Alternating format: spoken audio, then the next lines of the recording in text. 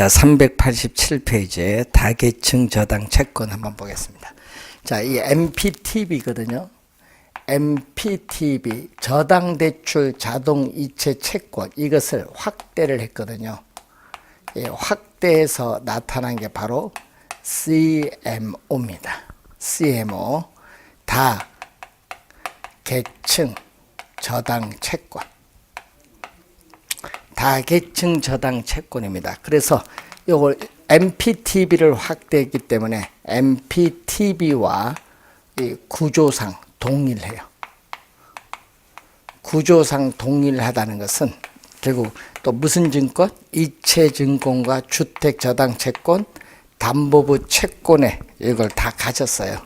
또 혼합한 형태의 MBS입니다. 여러분, 구조상 동일하다는 건 뭐냐 하면요, 발행기관이 주택저당채권 집합물 소유권을 보여요. 즉 주택저당채권 집합물을 발행기관이 담보로 우리는 발행기관의 시형을 가지고 채권을 발행한 거예요. 그리고 또 투자자는 원리금 수취권을 보유하기 때문에 투자자가 또 조기상환 위험 부담한다. 그건 똑같아요. 구조상 동일하니까. 자, 그러면은 이 저당 채권의 총 발행액이거든요. 자, 이 저당 채권의 총 발행액, 예를 들어서 5천억이다. 5천억. 예? 또는 하나의 저당 집합을 말하겠죠. 하나의 저당 집합. 예? 이 저당 채권의 총 발행액 5천억을 이제 몇 개로 이렇게 나눠요. 뭐 300억, 500억, 200억 몇 개의 이렇게 총 발행액을 몇 개의 그룹으로 나누는데, 이 나누어진 그룹을 우린 전문용어로 트렌치라고 해요. 트렌치.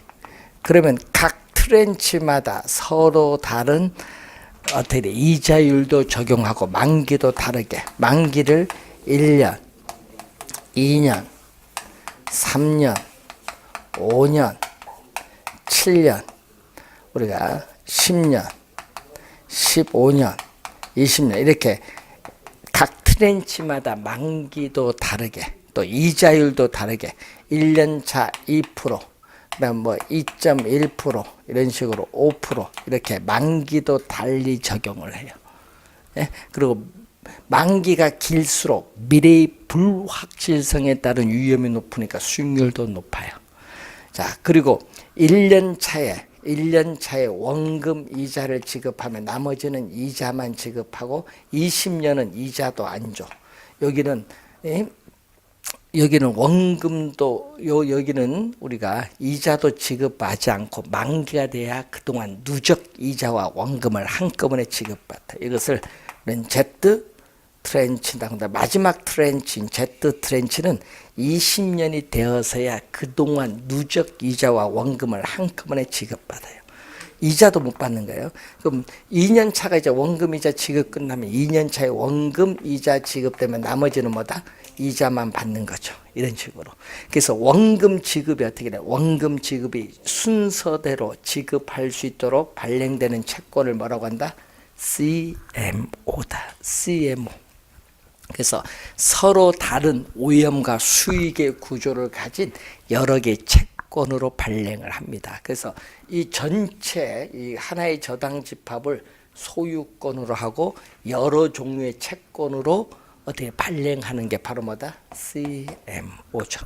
그래서 이때 차입자가 조기 상환을 하면은 5년 차에 콜한다. 그러면 5년 차에 콜을 받아줘요. 조기 상환. 그러면은 이 장기 투자자들은 어떻게 돼요? 가만히 있어도 되는 거예요. 그래서 우리는 연기금과 같은 장기 투자자들은 어떻게 돼? 자연스럽게 뭐를 할 수 있다?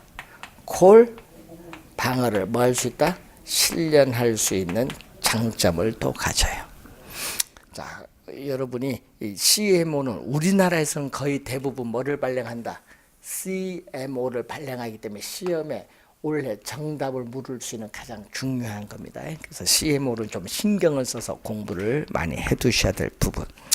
자, 389 389페이지에 한국주택금융공사에 관한 법률에 의한 한국주택금융공사의 업무가 나오죠. 10년 이상의 장기 모기지론을 공급합니다. 또 주택저당채권을 유동화하는 업무도 담당하고 있고 주택금융 신용보증 업무도 하고 있어요. 전세자금 대출 및 아파트 중도금 대출에 대한 보증서, 그리고 아파트 건설자금 대출에 대한 보증서를 발급해줘요. 또 주택연금, 즉 주택담보노후연금을 보증하는 업무도 하고 있고, 또 MBS를 발행하는 업무, 이렇게 여러 가지를 우선 하고 있다, 이렇게 보시면 되겠습니다. 자, 주택연금이 나오죠. 자, 주택연금. 자, 이 한국주택금융공사의 주택연금은 거기 개념이 우리가 2번 나왔죠. 20회 시험과 25회 시험은 주택연금 개념이 나왔어요. 자, 여러분 고령화 사회에 있어서 노년계층에 있어서의 노후 생활자금 용도의 목적으로 도입된 제도입니다. 그래서 여러분이 어떻게 돼요? 노년 계층이 소유하고 있는 주택을 담보로 금융기관이 한국주택금융공사의 보증을 받아서 매월 일정한 금액을 연금의 형식으로 지급하는 제도를 뭐라고 한다? 주택연금. 그러니까 고령화 사회에 뭐를 위해서 그래요? 이거는 노후 생활 자금이지, 결국. 노후 생활 자금 목적이죠. 노후 생활 자금. 자, 그래서 이 주택연금의 장점이 있어요. 여러분, 주택연금의 장점은 담보 대상이 되는 주택에 평생 동안 거주할 수 있고요. 평생 동안 연금을 받을 수 있어요. 평생 거주, 평생 지급을 할 수 있어요. 주택연금은. 또 국가가 보증한다. 여러분 중요한 건요. 국가가 공적으로 보증한 거예요. 국가가 보증을 한 겁니다. 민간이 보증한 것이 아니기 때문에 주택연금 중단 위험이 없어요. 그리고 또 장점은 이 세제상 혜택이 있어요. 세제상 혜택. 자, 여러분 저당권 설정 시, 주택 저당채권 저당권 설정 시에는 등록세, 그리고 노노청 특별세, 지방교육세 면제가 돼요. 또 국민주택채권 매입 의무가 면제가 돼. 저당권 설정 시에. 또 이용 시에는 주택 가격 5억 원까지는 재산세 25% 감면이 되고 이자 비용 200만 원까지는 어떻게 돼? 소득 공제 혜택을 받을 수 있어요. 자, 세제상 혜택이 있고 또 합리적인 상속이 가능해요. 자, 이 지문이 2번 출제했거든요. 합리적 상속이 가능한데 이 연금 지급 총액, 자, 연금 지급 총액과 주택 우리는 처분 가격을 봤을 때 우리는 이런 경우 있죠. 주택 처분 가격이 비싸요. 자, 연금 지급 총액이 5억인데 주택 처분 가격 7억이면 뭐가 돼? 남죠. 그럼 남는 부분은 어떻게 돼요? 2억 남죠. 남는 부분은 어떻게 돼? 채무자인 상속인에게 지급을 해요. 근데 이렇게 되면 어떻게 돼요? 연금 지급 총액이 5억인데 주택 처분 가격이 4억이다. 이렇게 된 경우는 어떻게 돼요? 부족분이죠. 1억 부족하네. 이 부족분에 대해서는 채무자인 상속인에게 별도 청구 없음. 국가가 보증했기 때문에 국가 부담. 그럼 시험 문제는 어느 걸 많이 내? 이걸 많이 내지. 이거. 시험 중에 2번 출제를 했습니다. 합리적인 상속이 가능하다. 자, 그리고 또 어떻게 돼요? 우리는 부부, 좀 주택 소유자, 배우자, 즉 부부 사망 시 또는 원하는 때에 정산이 가능한데 문제는 주택연금 정산이 가능한데 문제 별도의 중도상환 수수료 없어요. 별도의 중도상환 수수료 부담이 없이 언제든지 연금의 일부 또는 전부를 정산이 가능합니다. 중도상환 수수료 부담이 있다 없다? 없다. 그런 걸 항상 염두에 두시고, 자, 주택연금 가입 요건이 나오죠. 자, 390페이지 밑에 보시면은 가입 가능 연령 보면은 주택 소유자 또는 배우자가 얼마? 만 60세 이상 근저당권 설정일 기준인데, 이거 둘 중에 하나가 만 60세 이상이에요. 예? 또 확정 기간 방식은 여러분이 고객이 선택한 일정한 기간인데, 우리나라는 5개 있어요. 10년, 15년, 20년, 25년, 30년 확정 기간. 이 고객이 선택한 일정 기간 동안만 얘기하는 거죠. 이 주택 소유자 또는 배우자가 만 60세 이상인 자 중 연소자가 만 55세에서 74세입니다. 만 55세일 때는 30년이고요. 만 74세일 때는 10년입니다. 확정 기간이. 자, 주택 보유수 보면은 부부 기준 아래 중 하나에 해당하는데 뭐가 있죠? 부부 기준 1주택을 소유하신 분, 또 보유주택 합산 가격이 9억 원 이하인 다주택자인 분, 이 두 가지가 있는데, 이 A, B 이 두 가지 외에 2주택자, 두 개의 주택 가진 사람 2주택자는 3년 이내에 우리는 1주택 처분 조건으로 가입이 가능합니다. 또 우대 방식 있죠. 여러분, 우대형 주택연금이라는 게 있거든요. 우대 방식인 경우는 부부 기준 1주택만 가입이 가능한데, 이 보유주택 합산 가격이 1억 5천만 원 이하인 다주택자가 처분 조건으로 가입은 불가함. 자, 대상주택 시가 동그라미. 좀 주택담보가치가 아니라 시가입니다. 한국감정원 인터넷 시세를 보면 돼요. 자, 시가 9억 원 이하의 주택 및 지방자치단체에 신고된 노인복지주택을 대상으로 하는데, 자, 주택과 상가가 같이 있는 건물 복합용도의 주택인데, 상가 등의 복합용도의 주택은 전체 면적 중 주택이 차지하는 면적이 2분의 1 이상인 경우는 가입이 가능하고, 확정 기간 방식인 경우에는 노인복지주택은 제외합니다. 자, 우대 방식인 경우는 1억 5천만 원 이하 주택만 가입이 가능하다. 우대형 주택연금이기 때문에 그래요. 몇 프로 우대해준 줄 아세요? 17% 우대해줘요. 자, 그리고 거기 보시면은 디귿에 주택법상의 주택인 단독주택, 다세대주택, 연립주택, 다가구주택, 아파트 등이면 노인복지주택은 분양형 노인복지주택으로서 해당 지방자치단체에 신고된 주택이면 되는데, 오피스텔, 상가주택, 판매 및 영업시설, 전답은 제외됩니다. 자, 그리고 거기 대상주택에 권리 침해나 제한 물건 및 보증금이 있는 임대차 계획이 있는 것은 원칙상 제외되는데, 단 종신 혼합 방식, 이 인출 한도 설정이 되어 있는 종신 혼합 방식 선택 시에는 임대차 계약 등을 해지하는 조건으로 가입은 가능하죠. 권리 침해라는 것은 경매 신청, 압류, 가압류, 가처분, 가등기가 된 주택을 말하는 게 권리 침해 얘기죠. 제한 물건이 또 우리가 있는 경우 있죠. 전세권이 설정됐다 이런 거. 자, 그리고 거주 요건 보세요. 맨 밑에 주택연금 가입 주택을 가입자 또는 배우자가 실제 거주지로 이용하고 있어야 한다는 조건입니다. 자, 그리고 거기 보시면은 해당 주택을 전세 또는 월세로 주는 있는 경우에는 가입이 불가능한데, 단 부부 중 한 명이 거주하며 보증금이 없이 주택 일부만을 월세로 주고 있는 경우는 가입이 가능하다. 특히 대학가 같은 거 많잖아. 보증금 없이 월세 얼마씩 받는 거, 이런 경우는 가입이 가능하다.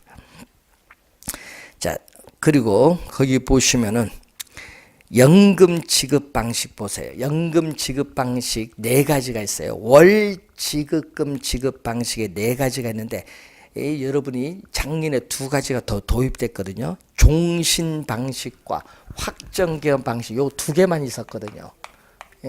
종신 평생 동안 받는 건데, 종신과 이 확정 기간 방식 요 2가지만 있다가 뭐가 도입됐다? 우리는 2가지가 도입된 거예요. 하나는 대출 상환 방식. 여러분, 작년에 주택연금 3종 세트가 도입되면서 이 2가지가 더 도입이 된 거예요. 작년에. 자, 종신 방식은 월 지급금을 종신토록 지급받는 방식입니다. 그래서 종신 방식은 두 가지가 있거든요. 종신 지급 방식이냐, 종신 혼합 방식이냐. 그럼 혼합 지급은 인출 한도 갖고 따져요. 종신 지급 방식, 종신 혼합 방식은 뭐 갖고? 인출 한도. 자, 인출 한도 설정이 없으면 뭘로 간다?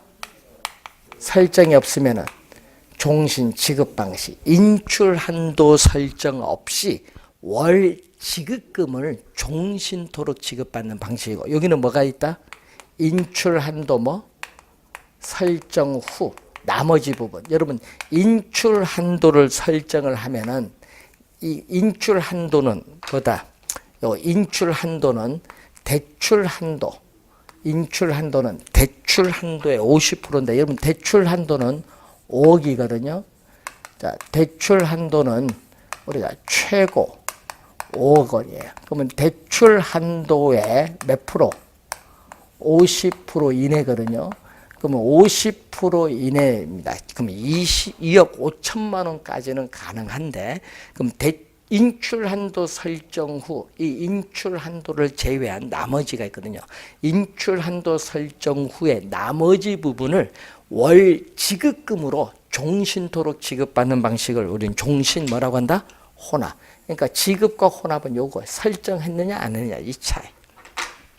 자, 확정기간 방식도 뭐죠? 자, 여러분 확정기간 방식은 고객이 선택한 일정 기간 동안, 고객이 선택한 일정 기간 동안만 월 지급금을 지급받는 방식인데, 또 여기 뭐가 있다? 확정기간 또 뭐가 있다? 혼합이 들어가면 어떻게 돼요? 확정기간 혼합은 또 뭐가 설정됐다? 인출 한도가 또 설정이 되었겠죠. 자, 여기는 또 수시 인출 한도 설정 후. 그럼 수시 인출 활동 설정 후에 또 뭐 한다? 나머지 부분을 월 지급금으로, 나머지 부분을 월 지급금으로 일정 기간 동안만 지급받는 방식을 얘기합니다. 자, 이때 수시 인출 한도는 우회하고 달라요. 여기는 대출 한도의 45% 이내입니다. 45% 이내인데 우회는 몇 프로다? 여기는 50%인데 여기는 45%, 5%의 차이가 있거든요. 그럼 뭐가 있냐? 확정기간 방식인 경우에는 대출 한도, 이 대출 한도의 5%에 해당하는 금액은 의무적으로 설정해야 한다. 왜? 뭐 때문에? 담보주택 관리비. 여러분, 담보주택. 여러분, 그 기간이 지나도 관리를 해야 되니까, 또 여러분 의료비 또 명목으로 지급을 해야 될 거 아니야. 이거 있기 때문에, 이 목적 때문에 우리는 대출 한도의 5%에 해당하는 금액은 의무적으로 설정해야 된다. 이 목적 때문에. 자, 그리고 대출 상환 방식이 있죠. 대출 상환 방식은 여러분 이 얘기거든요. 여러분 연금에 얘기 있습니다. 주택담보대출 상환용 주택연금이 있거든요. 거기서 나오는 건데, 그럼 주택담보대출 상환용으로 인출 한도를 초과시켜요. 인출 한도인데 어디? 대출 한도의 50% 초과합니다. 초과해서 70% 이내를 말하거든요. 인출 한도 범위 내에서 일시에 찾았어요. 일시에 찾아 쓰고 나머지 부분을 월 지급금으로 종신토록 지급받는 방식이죠. 그러니까 여러분이 대출 한도 50%가 아니라 50%에서 70%까지 최대 받을 수 있거든요. 그걸 주택담보대출 상환하라 얘기해요. 상환하면 이자가 적어지겠죠. 그럼 부담이 낮아지는 거죠. 그래서 요거는 주택담보대출 상환용 주택연금 때문에 나온 거잖아요. 그래서 여러분 주택 우리가 담보, 우리 작년에 도입된 3종 세트가 있거든요. 주택담보대출 상환용 주택연금이라는 게 있거든요. 예? 예? 여기서 나온 게 여기 이렇게 나온 거지. 또 우대형 주택연금이라는 게 있거든요. 또 우대형 주택연금에서 나온 게 바로 요거지. 우대 방식. 예? 요거에다가 또 우리는 보금자리론, 우리가 연계주택 보금자리론, 우리가 가입을 전제로 해서 나타나는 주택연금제도가 있어요. 세 가지. 자, 우대 방식은 뭐죠? 부부 기준 1억 5천만 원 이하 1주택 보유자가 종신 방식보다 월 지급금을 최대 몇 프로? 17% 바뀌었거든요. 17% 우대하여 지급받는 방식입니다. 17% 우대하여 지급받는 방식을 얘기합니다. 17%. 자, 그때 두 가지가 있어요. 또 여기도 우대 무슨 방식? 지급 방식과 또 혼합 방식. 또 여기도 뭐가 있다? 인출 한도 설정했느냐 안 했느냐 그 차이지 뭐. 인출 한도 설정 없으면 어떻게 돼요? 인출 한도 설정 없이, 인출 한도 설정 후 요 얘기죠. 인출 한도는 여기는 대출 한도의 몇 프로? 45%. 대출 한도의 45% 이내입니다.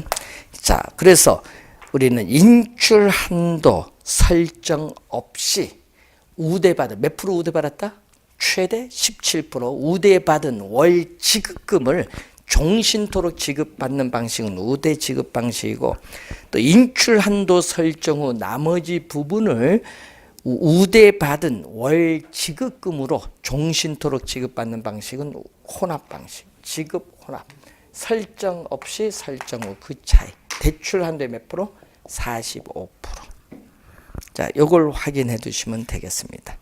자, 그리고 보증 기한을 보면은 여러분 396페이지에 보증 기한을 보면 종신입니다. 소유자 및 배우자 사망 시까지입니다. 자, 여러분 주택 소유자가 사망하여도 배우자가 생존해 있으면 배우자에게 그 금액 그대로 지급합니다. 자, 배우자 사망까지. 여러분 주택 소유자, 배우자 사망 둘 다 하면은 주택 처분 가격으로 대출금을 일시 상환하는 겁니다. 자, 그리고 거기 2번 보세요. 이용 도중에, 주택연금 이용 도중에 이혼을 한 경우 이혼한 배우자는 주택연금을 받을 수 없어요. 그리고 또 이용 도중에 재혼을 한 경우 또 재혼한 배우자는 주택연금을 받을 수 없음. 요즘 이혼 재혼이 많다 보니까 이 조항이 하도 질문이 많아서 그렇게 나온 겁니다. 가입비 볼까요? 자, 가입비 초기 보증료가 있어요. 주택 가격의 1.5%, 대출 상환 방식은 1%인데 주택 가격의 1.5%를 최초 연금 지급일에 납부하고 연 보증료는 보증 잔액의 연 0.75%를 매월 납부하는데 대출 상환 방식은 1%입니다. 자, 보증료는 취급 금융기관이 가입자 부담으로 공사, 한국주택금융공사에 납부하고 연금 지급 총액, 대출 잔액에 뭐한다? 가산한다. 여러분 직접 납부하는 것이 아니란 얘기죠. 자, 적용금리 보세요. 맨 밑에 대출금리는 기준금리에 가산금리를 더하는 뭐죠? 변동금리 대출인데, 그래서 여러분이 대출 기준금리는 두 가지가 있어요. 3개월 CD 금리를 선택하든지 아니면 신규 취급의 기준 코픽스 금리를 선택하든지 하여튼 둘 중에 하나를 선택할 수 있다. 자, 그리고 이자는 매월 연금 지급 총액 대출 잔액에 가산되므로 가입자가 직접 현금으로 납부할 필요는 없습니다. 자, 대출 상환 방식은 상환하는 거기 때문에 대출 가산 금리가 0.1% 포인트 인하가 되고 가입 이후에는 대출 기준금리 변경이 불가능하다는 거. 가입 이후에는. 자, 뭐 그런 내용들이 거기에 나와 있는 부분입니다. 그래서 여러분이 398페이지 보시면은 주택담보대출, 상환용 주택연금, 또 주택연금 사전예약 보금자리론, 또 우대형 주택연금 이 세 가지가 주택연금 3종 세트 작년에 4월 말에 도입된 제도입니다. 연금을 여러분 쉽게 받을 수 있도록 만들어놨다. 뭐 이런 얘기가 되겠죠.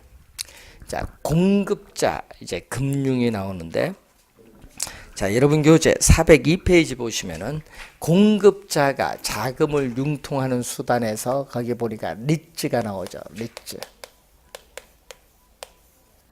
리츠는 부동산 투자 신탁 또는 부동산 투자 회사라고 하는데, 자, 여러분 부동산 투자 회사에 관한 법률이 있어요. 이 부동산 투자 회사에 관한 법률이 2001년 우리가 2월 임시국회를 통해서 7월 1일부터 시행한 제도를 말하죠. 그래서 리츠는 주식회사라는 걸 염두에 두시고, 자, 리츠는 소액 자금을 가진 투자자들의 자금을 모아서 대규모 자금을 만들어요. 그래서 뭐 한다? 우리는 자산 운용 전문 인력이 부동산 관련 증권에 투자를 해요. 본인이 직접 투자하는 게 아니죠. 간접이야. 자산 운용 전문 인력이 하니까 투자를 해서 발생한 수익을 투자자들에게 투자한 지분에 따라 배당의 형식으로 되돌려주는 제도입니다. 그래서 간접 투자이면서 리츠 자체가 하나의 상품이 돼요. 상품. 자, 그래서 여러분이 우리 여러분 펀드도 많이 가입을 옛날에 했었을 텐데, 이 펀드도 무슨 상품? 간접 투자 상품이야. 펀드도. 부동산 펀드나 리츠 둘 다 간접 투자 상품. 자, 그리고 소액 자금을 가지고 대규모 자금을 만들어서 투자하는 것을 증권회사의 뮤추얼 펀드에 빗대서 리츠를 우리는 부동산의 뮤추얼 펀드라고 해요. 부동산의 뮤추얼 펀드라고 하는 게 리츠입니다. 자, 그래서 이 부동산 시장에서 움직일 수 없는 고정된 이 부동산이죠. 이 부동산을 담보로 뭐를 발행한다? 부동산을 담보로 우리는 한 주당 5,000원 표준화 객관화된 뭐를? 주식을 발행해요. 주식을 발행한다니. 주식을 발행하면 금융자산이 되지. 부동산이. 금융자산에 대해서 자본시장에서 유통이 되죠. 주식이라는 증권을 발행하기 때문에 리츠를 뭐라고 하냐면, 리츠를 부동산에 있어서의 증권화의 한 형태다. 이 리츠를 부동산 증권화의 한 형태라고 하는 거예요. 리츠 자체를. 왜? 주식을 발행하기 때문에. 자, 그래서 이 부동산 시장과 자본 시장을 연계한 대표적인 상품이 바로 리츠라고 하는 거죠. 그래서 리츠는 이 부동산을 주식 20% 가지면 20% 지분을 가지고 있어요. 그래서 리츠는 이 부동산을 뭐한다? 지분화한. 이 부동산을 지분화한 대표적인 상품이다. 자, 이 부동산을 지분화한 대표적인 상품이 리츠가 됩니다. 리츠. 그래서 여러분 리츠는요, 좋은 점이 뭐죠? 본인이 직접 부동산에 투자해서 수익을 발생시키는 제도가 아닙니다. 직접 투자가 아닙니다. 그리고 부동산 경기 침체의 시에는 부동산에 직접 투자하면 부동산을 매각해서 현금화가 어려워요. 그런데 리츠 주식에 투자하면은 경기가 침체하더라도 언제든지 증권시장에서 주식을 매각해서 현금화가 가능하기 때문에 황금성 면에서 유리하다는 장점이 있고, 또 소액 투자자들도 대규모 자금을 만들어서 우리는 3천억 빌딩을 사면 3천억이 내 투자만큼 지분은 있어요. 그래서 소액 투자자들도 대규모 부동산을 소유할 수 있는 기회를 가질 수 있는 장점이 있고, 또 수익률이 상당히 높습니다. 자, 위탁관리 부동산 투자회사와 기업 구조조정 부동산 투자회사인 경우는 세액 공제가 되거든요. 법인세 면제가 되기 때문에 수익률이 높아요. 그리고 여러 자산에 나누어 분산 투자함으로써 위험을 분산시키는 효과도 있고, 또 일정한 상장 요건을 갖춘 후에는 상장을 하기 때문에 정보의 투명성이 강화된다는 장점도 있습니다. 좋은 점들도 많아요. 자, 그래서 여러분들이 이러한 장점 정도 한번 확인해 보시고 403페이지 보시면은 부동산 투자 회사의 의의가 나오죠. 자, 부동산 투자 회사에 관한 법률에 의해서 부동산 투자 회사란 자산을 부동산에 투자하여 운용하는 것을 목적으로 부동산 투자 회사에 관한 법률에 의해서 설립된 회사를 부동산 투자 회사라고 하는 그러한 내용입니다. 자, 그래서 404페이지 보시면은 부동산 투자 회사는 뭐죠? 법인격을 보면은 뭐다? 주식회사다.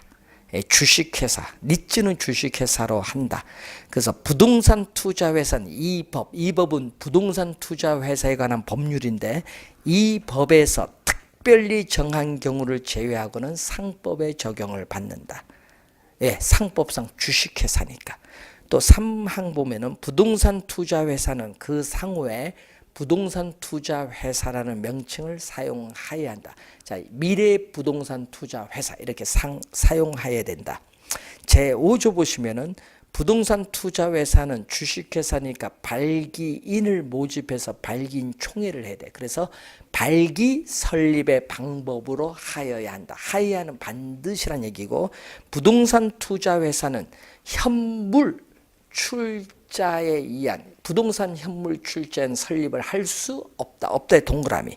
시험에는 잇따로 출제를 많이 합니다.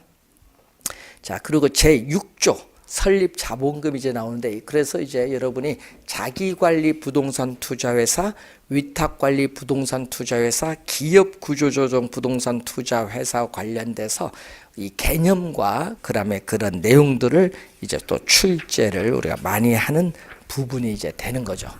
자, 그 내용과 관련해서 또 시험에 출제가 되거든요. 그래서 이 니츠는 매년 출제가 되는데 부동산 투자 회사에 관한 법률에서 요즘 계속 출제를 하기 때문에 그 법률 조문을 잘 공부해야 되는데, 이 출제되는 이 부분, 또 프로젝트 파이낸싱 또 출제 예상되는 이 부분, 공급자 나머지 부분은 우리가 다음 주에 우리가 강의를 진행하도록 하겠습니다. 그래서 다음 주는 이 부분하고, 그리고 부동산 개발, 관리, 마케팅, 그리고 감정 평가에 우리가 기초 이론해서 우리가 진도를 우리가 감정 평가 기초 부분까지 진행을 하도록 이렇게 하겠습니다. 자, 오늘 배운 부분 다시 한번 정리해두고, 부동산 투자 분석 기법 수식 많이 나왔거든요. 그거 다시 한번 확인을 좀 해두시기 바랍니다. 자, 다음 주에는 부동산 투자 회사의 종류부터 시작하도록 하겠습니다. 자, 오늘 수고하셨습니다.